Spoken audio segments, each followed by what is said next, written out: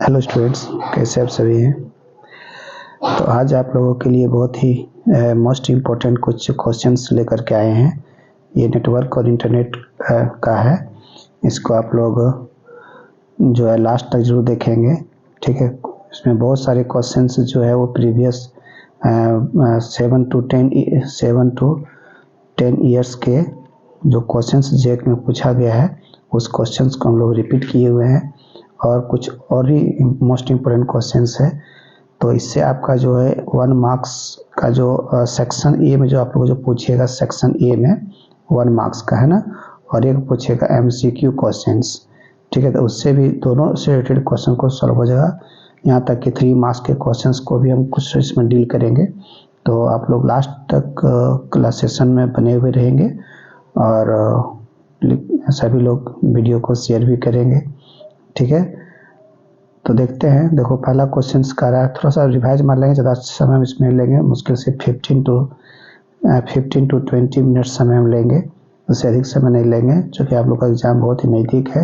एक बार आप लोग रिवाइज कर लेंगे ताकि इस टाइप का कुछ क्वेश्चन अगर एग्ज़ाम में आता है तो आप लोग को बेशक वहाँ पर आंसर करके आएंगे, ठीक है।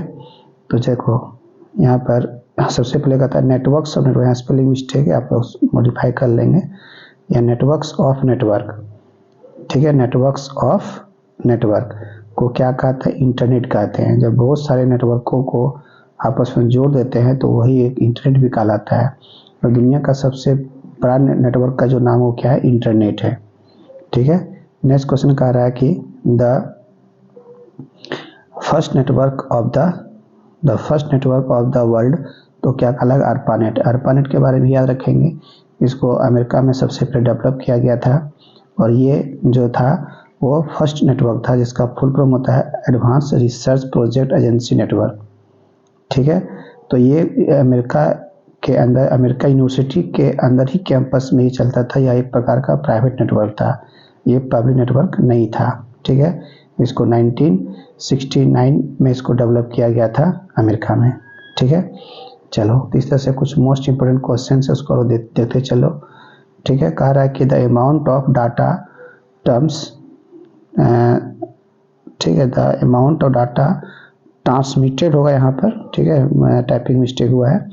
ये given time in terms in transmission media is called bandwidth. थोड़ा सा टाइपिंग मिस्टेक कर दिया है, लेकिन इसका मतलब ये हुआ कि जो हम लोग का ट्रांसमिशन मीडिया होता है, चाहे वायरलेस हो या गाइडेड मीडिया हो, अनगाइडेड हो या गाइडेड हो, उसमें जो डाटा का ट्रांसमिशन जो होता है हम लोग का, तो एक समय में जो ट्रांसमिट होता है उसको लोग क्या बोलते हैं? एक बैंडविड्थ बोलते हैं। बैंडविड्थ ये बताता है, देखो बैंड का मतलब होता है वे मतलब रास्ता, और विड्थ मतलब चौड़ाई। जो रास्ता से जो डाटा जो जा रहा है उसका चौड़ाई जो वो क्या है? अगर चौड़ाई ज़्यादा रहेगा तो ज़्यादा मात्रा में हाई स्पीड में इंटरनेट जाएगा, हाई स्पीड में जाएगा भी और अधिक मात्रा में जाएगा। बात को समझना है। जैसे लोग बोलते हैं हाईवे, तो हाईवे में क्या होता है कि उसका जो रोड होता है उसका चौड़ाई ज़्यादा होता है, तो एक बार में एक से जाता भी है आता भी है, तो ज़्यादा मात्रा में हाई स्पीड में गाड़ी भी जा रहा है और ज़्यादा मात्रा में भी गाड़ी जाता है, ठीक है। इस तरह से लोग कह सकते हैं कि बैंडविड्थ जो होता है ये डिफाइन करता है कि जो चैनल है, जो ट्रांसमिशन मीडिया है, कम्युनिकेशन चैनल है, उसमें डाटा कितना मात्रा में आ रहा है और जा रहा है, ठीक है। तो याद रखेंगे बैंडविड्थ एक टर्मिनोलॉजी है। अगला कहा था, देखो most secure and most secure भी होता है, फास्ट भी होता है और कॉस्टली। कौन सा ट्रांसमिशन मीडिया जो है वो ज़्यादा बेस्ट होता है ये सब के लिए? फास्ट भी होता है, सिक्योर भी होता है और ज़्यादा महंगा भी नहीं होता है। तो लोग क्या कहेंगे? Guided media. मतलब जो इसलिए बोलते हैं, आज के पूरे वर्ल्ड में देखें आप, खास करके इंडिया में देखिए, जब मोदी सरकार बना तो सबसे पहले BBNL जो है एक हम लोग का नेटवर्क लाया था कंपनी, BSNL के जैसा ही भी कंपनी था, है ना, जो पूरे इंडिया में वायर के माध्यम से इंटरनेट को प्रोवाइड कर रहा है। तो पहले लोग को वायरलेस तो था ही, फिर ऐसा क्यों किया? ताकि डाटा जो ज़्यादा सेफ हो, सिक्योर हो, है ना, कोई डाटा को चोरी नहीं कर सके। इसलिए याद रखना है कि अगर दो डिवाइस को अगर हम फिजिकली कनेक्ट करते हैं, तार के माध्यम से कनेक्ट करते हैं, तो वो ज़्यादा सेफ होता है, फास्ट भी होता है, कॉस्टली नहीं होता है ना। तो इसलिए इसका आंसर क्या होगा, गाइडेड मीडिया होगा। चलते हैं, अब देखो कह रहा है कि जब किसी चैनल में अगर हाई स्पीड में डाटा जाता है, हाई बैंडविड्थ वाले को क्या कहते हैं, तो याद रखना उसको क्या बोलते हैं, ब्रॉडबैंड चैनल। अगर यहाँ आता है लो बैंडविड्थ तो हम लोग क्या कहेंगे उसको, लो बैंडविड्थ को क्या बोलते हैं, नैरो बैंड। ये दो तरह का हम लोग का चैनल होता है, एक को बोलते हैं ब्रॉडबैंड और एक को बोलते हैं हम लोग हाई बैंडविड्थ। एक मिनट, ठीक है, तो इसको याद रखेंगे आप लोग। हाई बैंडविड्थ किसको कहते हैं, ब्रॉडबैंड चैनल को, और जो नैरो बैंड जो होता है चैनल उसमें क्या होता है, वो होता है कि लेस अमाउंट में डाटा उसमें ट्रांसमिट करता है। तो दो तरह का होता है हम लोग का बैंडविड्थ, एक नैरो बैंड, एक ब्रॉड बैंड। तो नैरो बैंड में कहता है संकरा, तो उसमें कम मात्रा में सिग्नल आता है और जाता है। दूसरा देखो मोस्ट इम्पोर्टेंट क्वेश्चन से यहाँ लिखे हैं, इन digital system data speed in ये बैंडविड्थ इज मेजर्ड। तो बैंडविड्थ में जो डाटा जाता है आता है, कैरी जो होता है हम लोग का डाटा जो कैरी होता है ना, उसको हम लोग क्या कहते हैं, उसको किससे मेजरमेंट करते हैं, तो बीट्स पर सेकेंड बीपीएस में। और याद रखना है कि बीपीएस से पहले हम लोग एक बाउड BAUD बाउड जो है एक टेक्नोलॉजी था जो डाटा को मेजरमेंट करने के लिए हम लोग यूज करते थे। अब याद रखना है कि हम लोग जानते हैं कि 8 बिट्स, ये भी क्वेश्चन कभी कभी पूछ दिया जाता है कि 8 बिट्स बराबर क्या होता है कि 1 बाइट होता है ना। और इसी तरह से अगर 1024 अगर हम लोग बाइट को अगर मिला देते हैं तो क्या बनता है, 1 KB बनता है। KB मतलब किलो बाइट। तो ये सीक्वेंस थोड़ा सा आप लोग याद रखेंगे। चलते अगला क्वेश्चन कर रहा है कि twisted pair cable, coaxial cable और ऑप्टिकल फाइबर, ये 3 तरह का केबल मेनली पाया जाता है, इसको लोग बोलते हैं गाइडेड मीडिया। ये लोग याद रखेंगे। अभी तक के नेटवर्क का दुनिया में याद रखना, यही मेनली 3 तरह का केबल का हम इस्तेमाल करते हैं। देखो पहला जो केबल है ट्विस्टेड पेयर केबल, इसको जो हम लोग क्या करते हैं कि टेलीफोन वायरिंग के लिए इस्तेमाल करते हैं। मतलब टेलीफोन में जो हम लोग बातचीत करते हैं या जो हम लोग हेडफोन से जो गाना सुनते हैं उस तार को लोग क्या बोलते हैं, ट्विस्टेड पेयर केबल कहते हैं। ये बहुत ही फ्लेक्सिबल होता है। ये सबसे तीनों में सबसे सस्ता केबल कौन होता है, ट्विस्टेड पेयर केबल होता है, ठीक है। और ये फ्लेक्सिबल होता है ना, पानी से या धूप में अगर उसको छोड़ दो फिर भी कोई इफेक्ट इस पर नहीं पड़ता है, ठीक है। और ये कोएक्सियल केबल लोग कहाँ यूज करते हैं, टीवी में, जो हम लोग घर में जो टीवी लगाते हैं, छत पर जो हम लोग का एंटीना लगाते हैं ना सैटेलाइट, वहाँ से जो सेटअप बॉक्स तक जो हम लोग का वायर आता है मोटा वाला, ठीक है, जिसमें एक ही तांबा का तार होता है, उसको क्या बोलते हैं लोग, कोएक्सियल केबल कहते हैं। तो ट्विस्टेड पेयर केबल से ज़्यादा बैंडविड्थ जो होता है वो कोएक्सियल केबल का होता है, और कोएक्सियल केबल से भी ज़्यादा होता है किसका, ऑप्टिकल फाइबर का होता है, याद रखना है। ऑप्टिकल फाइबर हम लोग कहाँ यूज़ करते हैं, CCTV कैमरा में जो लोग वायर का इस्तेमाल करते हैं, कंप्यूटर नेटवर्किंग के लिए जो लोग इस्तेमाल करते हैं। तो यहाँ पर जो कंप्यूटर नेटवर्किंग के लिए यूज़ करते हैं लोग ना, उसमें क्या इस्तेमाल करते हैं, ऑप्टिकल फाइबर। और अभी तक अब गांव तक जो आपका पंचायत भवन तक जो जियो फाइबर जो भी आया हुआ है, वो लोग भी क्या इस्तेमाल करते हैं, ऑप्टिकल फाइबर। तो याद रखना है कि twisted pair cable best suitable है ऑडियो के लिए, बट कोएक्सियल केबल और ऑप्टिकल फाइबर ये दोनों जो है ये हम लोग के लिए बेस्ट किसके लिए है, वीडियो के लिए है। किसके लिए, वीडियो के लिए। तो इस तरह से ये होता है क्या, गाइडेड मीडिया। तो इतना आप लोग याद रखेंगे। तो इस तरह से कुछ क्वेश्चन अगर हम लोग पूछता है एग्जाम में, तो हम लोग आसानी से एग्जाम का क्वेश्चन का जवाब दे सकते हो, ठीक है। अब बता देखो अनगाइडेड मीडिया, वैसे अनगाइडेड मीडिया और भी होता है, लेकिन ये आप लोगों के सिलेबस के अनुसार से मोस्ट इम्पोर्टेंट है ना। अनगाइडेड मीडिया कि जब कोई इलेक्ट्रॉनिक डिवाइस दो से अधिक इलेक्ट्रॉनिक डिवाइस यदि कनेक्ट हो जाता है बिना तार के माध्यम से, वायरलेस कनेक्ट होता है, उसको क्या बोलते हैं, अनगाइडेड मीडिया। तो उसमें सबसे पहले क्या आता है हम लोग का, रेडियो वेव, देन आता है माइक्रोवेव और आता है सैटेलाइट, ठीक है। माइक्रोवेव जो लोग यूज़ करते हैं, अभी जो लोग मोबाइल से जो मोबाइल यूज़ करते हैं, एंड्रॉयड मोबाइल जो यूज़ करते हैं ना, एंड्रॉयड मोबाइल, उसमें जो सिग्नल आता है हम लोग का वो माइक्रोवेव है। रेडियो वेव तो हम लोग को पहले चलता था, जो हम लोग का रेडियो जो घर में यूज करते थे ना पहले के समय में, उसको बोलते थे रेडियो वेव। और जो अभी हम लोग यूज करते हैं, सैटेलाइट इस्तेमाल करते हैं, जो टीवी देखते हैं लोग घर में या एटीएम के ऊपर में जो लोग रखते हैं, उस तरह का जो वायरलेस कम्युनिकेशन जो डिवाइस होता है ना, उसी क्या बोलते हैं, सैटेलाइट बोलते हैं। आज के समय में सैटेलाइट जो है मोस्ट पॉपुलर हो गया है।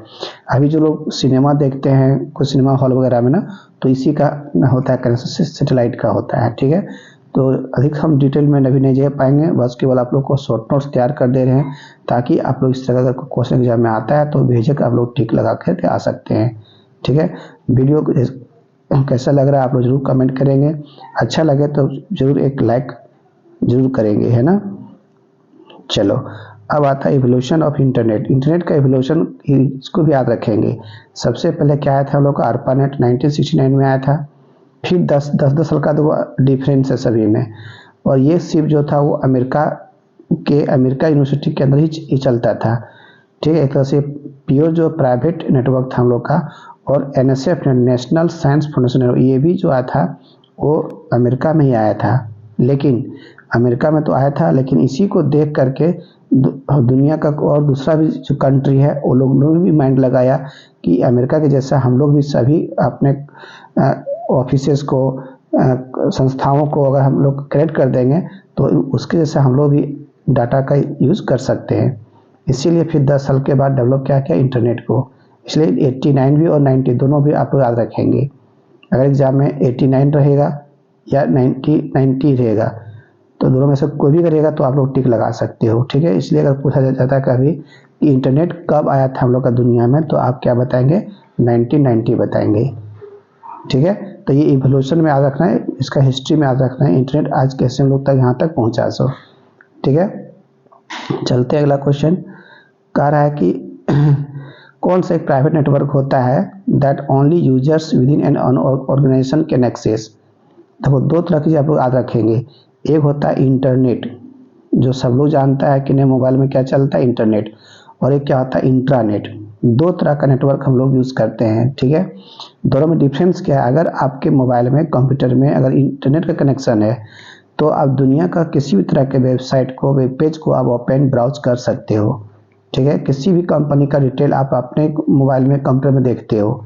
बट इंटरनेट भी उसी के जैसा होता है सर्विस, बट एक प्राइवेट नेटवर्क होता है। जैसे आप लोग अगर बैंक ऑफ इंडिया का जाते हो तो बैंक ऑफ इंडिया के अंदर जितना भी स्टाफ लोग बैठ के काम करता है वो लोग सिर्फ बैंक ऑफ इंडिया का ही वेबसाइट को सर्च कर सकता है, बैंक ऑफ इंडिया से रिलेटेड कुछ काम को कर सकता है। दूसरे बैंक का वेबसाइट हो या फेसबुक हो या व्हाट्सएप हो या किसी अन्य प्रकार का जो वेबसाइट होता है ना, उसको ये चला नहीं सकता है। मतलब ये कंपनी को लोग अपनी ही सुविधा के लिए देती है। ठीक है, अगर SBI का बैंक है तो केवल SBI का वहाँ काम होगा, यूनियन बैंक का है तो यूनियन बैंक का काम होगा, दूसरे कंपनी का आप सर्च नहीं कर सकते कुछ तरह का डिटेल। ठीक है, तो याद रखना है कि इंटरनेट एक प्रकार प्राइवेट नेटवर्क होता है और इंटरनेट जो होता है एक पब्लिक नेटवर्क है। पब्लिक नेटवर्क है और ये प्राइवेट नेटवर्क है। ठीक है, तो 10 नंबर का क्वेश्चन को किसी को दिक्कत नहीं होना चाहिए। चलो, अब अगला क्वेश्चन कहता है तो मोस्ट पॉपुलर वेब ब्राउजर। तो वेब ब्राउजर जो होता है एक प्रकार का एप्लीकेशन होता है, एप्लीकेशन सॉफ्टवेयर होता है जिसके थ्रू से हम लोग इंटरनेट को चलाते हैं। तो गूगल क्रोम जो है most popular web browser application में होता है। और जैसे इसके हम लोग आता है मोजिला फायरफॉक्स। क्या आता है, मोजिला फायरफॉक्स। ये भी एक हम लोग का इंटरनेट ब्राउजर होता है। ओपेरा मिनी वगैरह आप जानते होंगे। तो ये सब जो एक तरह का वेब एप्लीकेशन है, जिस अगर ये रहेगा तभी हम अपने इंटरनेट को चला सकते हैं, एक सॉफ्टवेयर है। ठीक है, चलो अब कहता है कि फिजिकली इंटरकनेक्शन या the pattern of interconnection of nodes in a network is called, क्या कहते हैं, सो टोपोलॉजी। याद रखना है। अगर इस जगह पर इस तरह से भी क्वेश्चन एग्जाम में पूछ देता है कि आपस में physical connection of all computers are called, तो क्या बोलेंगे, टोपोलॉजी। तो मेन जो टोपोलॉजी आप लोगों को जो पढ़ना है उसमें सबसे पहले एक आता है स्टार टोपोलॉजी। एक स्टार होता है, एक बस होता है और एक हम लोग का रिंग टोपोलॉजी है। ऐसे दो और तीन टोपोलॉजी और होता है, लेकिन ये तीनों टोपोलॉजी आप लोग को बढ़िया से समझ के जाना था एग्जाम में। ठीक है, स्टार टोपोलॉजी, बस और रिंग टोपोलॉजी। तो इसका सही आंसर क्या होगा, 12 का टोपोलॉजी होगा, है ना। देखो यहाँ कहता है फिर HTML का फुल फॉर्म क्या होता है, तो लैंग्वेज ऑफ HTML एक प्रकार का लैंग्वेज होता है, किस लिए? To design the web page. किसी भी वेब पेज को डिजाइन करने के लिए हम लोग HTML एक लैंग्वेज होता है। देखो HTML के प्रकार दो तरह का होता है, एक को बोलते हैं DHTML, याद रखना है। HTML का दो फॉर्मेट है, DHTML है और SHTML। दोनों में देखो डिफरेंस क्या है।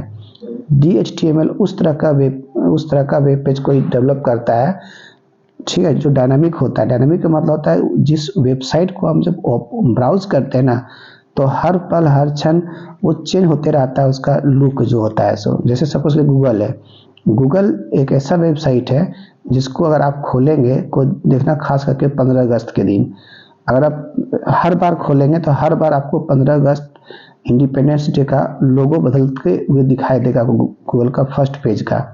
तो उस किससे बनाया गया है? DHTML से। और स्टैटिक HTML जो होता है, एस फॉर स्टैटिक HTML के हेल्प से जो डेवलप करते हैं वेब पेज को, उसका कंटेंट्स हमेशा हर यूजर के लिए एक जैसा होता है। वो देखो वैसे भी होता है। स्टैटिक का मतलब क्या आता है? स्थिर, ये चेंजेबल नहीं है, बट ये क्या चेंजेबल है, ठीक है, तो याद रखना है। फिर देखो ये 2023 का प्रश्न पूछा था कि XML एक्सटेंसिबल मार्कअप लैंग्वेज, ठीक है, इसका फुल फॉर्म होता है, ये भी HTML के जैसा ही एक लैंग्वेज होता है, XML, ठीक है। चलो अब आता है, देखो यहाँ पर इन विच टोपोलॉजी एवरी, यहाँ लिखा हुआ था, गलती टाइप हो गया, every node has an equal chance to transmit. देखो रिंग टोपोलॉजी में क्या होता है कि इस प्रकार से इसका स्ट्रक्चर होता है कि ये पास करता है इसको, ये पास करता है इसको, ये इसको, ये इसको, इसको। तो इसमें ही होता है कि प्रत्येक जो नोड होता है ना, सबको इक्वल चांस मिलता है डाटा को ट्रांसमिट करने के लिए। मतलब यहाँ से यहाँ जितना देर लगता है जाने में, उतना ही देर उसको यहाँ से यहाँ लगता है जाने में। ऐसा नहीं कि यहाँ पर लग गया 2 मिनट, यहाँ लग गया 3 मिनट, ऐसा नहीं होता है। इक्वल चांस मिलता है, इक्वल टाइम मिलता है डाटा पैकेट्स को एक दूसरे के बीच में ट्रांसमिट करने के लिए, ठीक है। तो याद रखना है, इसमें आंसर क्या होगा इसका? Ring topology. फिर कहता है कि विच protocol decide the address of electronic communication device. तो आप लोग को पता है IP एड्रेस, याद रखना। IP एड्रेस जो होता है ना, IP प्रोटोकॉल जो होता है, यही किसी भी कम्युनिकेशन डिवाइस का फिजिकल एड्रेस होता है। और वो फिजिकल एड्रेस दुनिया के किसी भी नेटवर्क से के रिसोर्स से, नेटवर्क से वो मैच कभी नहीं कर सकता है। तो इस तरह के जो एड्रेस होता है ना, उसको डिसाइड कौन करता है? हम लोग का IP प्रोटोकॉल। तो याद रखना है, प्रोटोकॉल में मेनली आप लोगों को जो पढ़ना है वो पहला है HTTP। पहला कौन है? HTTP, ठीक है। दूसरा जो हम लोग का पढ़ना था FTP, मतलब HTTP का प्रूफ होता है हाइपर टेक्स्ट ट्रांसफर प्रोटोकॉल, और FTP file transfer protocol. HTTP जो एक ग्लोबल लेवल पर काम करता है, FTP लोकल लेवल पर काम करता है। HTTP क्या करता है कि अगर किसी दूसरी जगह पर अगर कोई कंप्यूटर है, सर्वर है, तो वहाँ से हर प्रकार के डाटा को हमारे कंप्यूटर तक लाना और फिर यहाँ से ले जाना काम किसका होता है? HTTP का। मतलब ग्लोबल लेवल पर ही काम करता है। बस FTP जो होता है वो लोकल लेवल पर काम करता है, विद इन ए लैन, एक लोकल एरिया नेटवर्क में काम करता है, ठीक है। चलो अब आता है, देखो कह रहा है कि विच protocol transfer file with in local network, तुरंत बताए थे। तो इसमें आंसर क्या होगा? फाइल ट्रांसफर प्रोटोकॉल FTP, ये लोकल नेटवर्क में हम लोग का काम करता है, ठीक है। देखो अगला कहता है कि which computer provides sharing of data, information, software and hardware resources on the network. कहता है कि देखो सर्वर क्या आता है? जो बीच में कंप्यूटर होता है। देखो स्टार टोपोलॉजी वगैरह हम लोग बताए थे ना कि देखो इस तरह से सब कंप्यूटर आपस में जुड़ा हुआ है। तो जो बीच में जो कंप्यूटर होता है इसको होस्ट भी कहते हैं, याद रखना है। इसको क्या बोलते हैं लोग? होस्ट भी कहते हैं, तो इसको लोग सर्वर भी कहते हैं। क्या कहते हैं? सर्वर।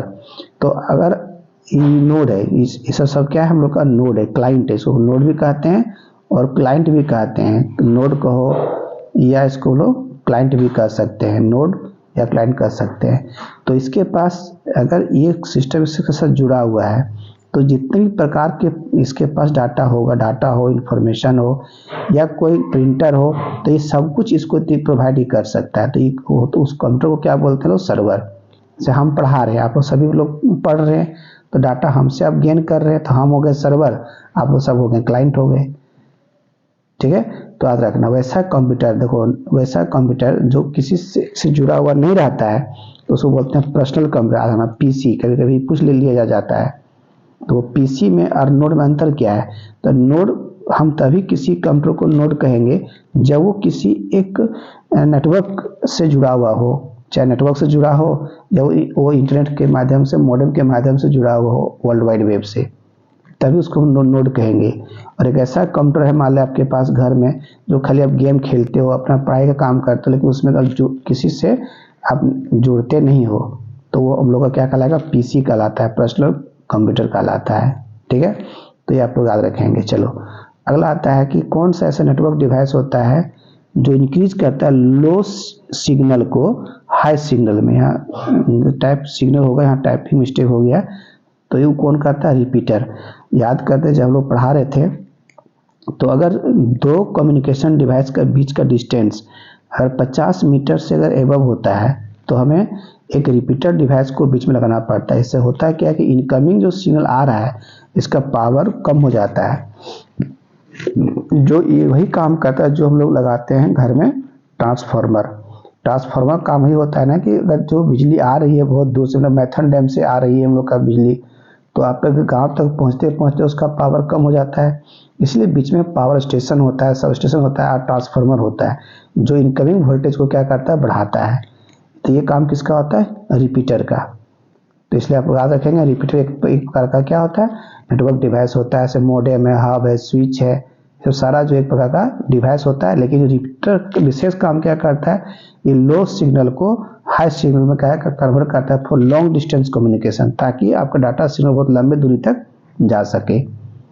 ठीक है, अब देखो अब एक क्वेश्चन यहाँ कह रहा है, नेक्स्ट क्वेश्चन, द टेक्निक, कौन सा टेक्निक होता है use for transmitting data across network? तो स्विचिंग टेक्निक याद रखना। स्विचिंग टेक्निक जो है एक प्रकार का टेक्निक होता है, एक तरह का मेथड होता है जिसके मदद से कोई डाटा कोई नेटवर्क के अंदर में लोग पास करते हैं, कहीं भेजते हैं। तो उसके लिए 3 तरह का टेक्निक है, सर्किट स्विचिंग है, मैसेज स्विचिंग है और पैकेट स्विचिंग है। ठीक है, तो ये 3 स्विचिंग के बारे में आप याद रखेंगे। यही 3 तरीका आज हम लोग क्या करते हैं? इस्तेमाल कर रहे हैं अभी तक डाटा को क्या करने के लिए? कहीं पर भेजने के लिए। यही 3 वो मेथड होता है। ठीक है, चलो अब अगर कौन सा ऐसा डिवाइस होता है जो 2 कंप्यूटर को जोड़ता है, 2 हो या 2 से ज़्यादा कंप्यूटर हो, तो क्या बोलते हैं? हब या स्विच। याद रखना है, देखो ऐसा नहीं है कि एक कंप्यूटर यहाँ पर है और एक कंप्यूटर यहाँ पर है या एक कंप्यूटर यहाँ पर भी। अगर तीनों कंप्यूटर का जोड़ना हो तो ऐसा नहीं होता है, एक कोई केबल को लाएंगे, तो कोई तार को लाएंगे, इसको जोड़ देंगे इससे, इसको इससे, इसको इससे, डाटा का फ्लो सभी के बीच में होना शुरू हो जाए, ऐसा नहीं होता है। इसके लिए हमें हर हाल में एक बीच में हमको चाहिए हब हो या स्विच हो। जैसे हब या स्विच का हम यहाँ प्रयोग करेंगे तो क्या होगा कि ये जुड़ जाएगा इसके साथ में, ये जुड़ जाएगा इसके साथ में, ये जुड़ जाएगा इसके साथ में, ये हो गया हम लोग का हब। हब एक डिवाइस होता है जो मल्टीपल कंप्यूटर को आपस में जोड़ने का काम करता है। कोई दिक्कत यहाँ तक? तो ये हो गया हब या स्विच। ठीक है, थोड़ा अंतर है, हब और स्विच में अंतर तो है, तो अभी वो तो उतना डिटेल में आपको नहीं जा रहे हैं, बस तो आपको ये हम बता दिए कि किसी भी 2 कंप्यूटर को जोड़ने के लिए हब का प्रयोग करते हैं। अब जो अभी हम लोग नेटवर्क जोड़े थे उसमें अगर हम चलाना इंटरनेट चलाना है, तो इंटरनेट चलाने के लिए हमें हर हाल में और डिवाइस होता है, इसका नाम क्या होता है? मॉडेम। ये मॉडेम लगाना कंपलसरी है, तभी आपस में हम लोग का डाटा का कम्युनिकेशन बीच में हो सकता है। चलो अब कुछ टेक्नोलॉजी हम बताने जा रहे हैं यहाँ से, जो वायरलेस है और इंटरनेट का टेक्नोलॉजी। ये क्वेश्चन बहुत बार पूछा हुआ है आप लोगों का क्वेश्चन बैंक में। टेलनेट क्या होता है? तो टेलनेट एक प्रकार का इंटरनेट का यूटिलिटी होता है, एक फैसिलिटी होता है। यहाँ पर गलती टाइप हो गया, यूटिलिटी होगा, इसमें थोड़ा सा टाइपिंग मिस्टेक हो गया। यूटिलिटी कहता है which internet utility is used for log on to remote computer system. दूर में रखा हुआ कंप्यूटर सिस्टम को अगर चलाना हो उसके लिए कौन सा प्रोटोकॉल का इस्तेमाल करते हैं या यूटिलिटी का इस्तेमाल करते हैं, तो वो क्या कहलाएगा? टेलनेट। याद रखना है। फिर यहाँ कहता है the collection of web pages, जब बहुत सारा वेब पेज को आपस में कलेक्ट कर देते हैं तो क्या कहलाता है? वेबसाइट। मतलब जैसे होता है एक बुक में क्या होता है? बहुत सारा होता है पेजेज, है ना, तो सभी पेज को मिलाते हैं तो क्या बनता है? एक बुक बनता है। उसी प्रकार से एक वेबसाइट के अंदर क्या होता है? बहुत सारा वेब पेज होता है। ठीक है, पहला जो उस बुक का पहला पेज को इंडेक्स पेज बोलते थे, जिसके थ्रू से लोग कहीं पर मूव करते थे बुक में, याद करो। ठीक उसी प्रकार से एक वेबसाइट के अंदर में होता है बहुत सारा वेब पेज, लेकिन फर्स्ट जो वेब पेज होता है, पूछा है क्वेश्चन बहुत बार, फर्स्ट जो वेब पेज होता है ना, उस वेब पेज को लोग क्या बोलते हैं? Home page. याद रखना क्या उसको बोलते हैं लोग? होम पेज बोलते हैं फर्स्ट पेज को, ठीक है, जहाँ जिस होम पेज के थ्रू से हम उस वेबसाइट के अंदर कहीं पर भी जंप करते हैं, ठीक है, याद रखना।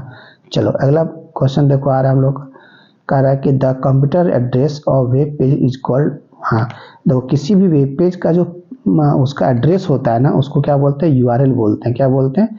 और ये जैसे हम लोग क्या करते हैं, अभी हम पढ़ा रहे हैं तो इसको हम अपलोड करेंगे इस वीडियो को अपने यूट्यूब चैनल में, उसके बाद एक लिंक होगा जो हम टेलीग्राम में डाल देंगे, तो वो जो लिंक होगा देखना उस लिंक में HTTP लगा हुआ रहता है, फर्स्ट में HTTP इस तरह का लगा हुआ रहेगा और लास्ट में लिखा रहेगा उस वीडियो का जो नाम होगा सो, है ना। तो जब भी कोई लिंक बनता है तो हमेशा वो कहाँ स्टार्ट होता है, HTTP से। तो किसी भी वेब पेज का जो कंप्लीट एड्रेस होता है ना, उसको क्या बोलते हैं, यूआरएल बोलते हैं, याद रखना, यूनिफॉर्म रिसोर्स लोकेटर, ये फुल फॉर्म याद रखना, यूनिफॉर्म रिसोर्स लोकेटर। उसी प्रकार से देखो यहाँ कहता है the character based naming system, यहाँ भी आ गया गलती से, यहाँ एम होगा, naming system by which servers can identify is called,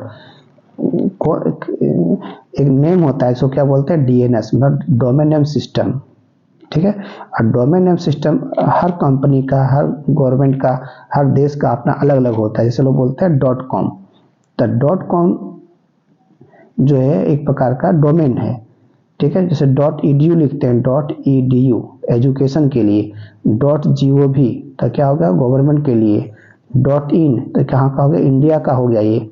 तो इस प्रकार से सब डोमेन होता है और कैरेक्टर बेस्ड होता है, जो अल्फ़ाबेट है ये कभी न्यूमेरिक नहीं होता है, किसी में होता है अल्फ़ाबेट में होता है, कैरेक्टर बेस्ड होता है, इसलिए लिखा हुआ कैरेक्टर बेस्ड है ना। नेमिंग सिस्टम को क्या कहते हैं, DNS कहते हैं, इसको आप लोग याद रखेंगे।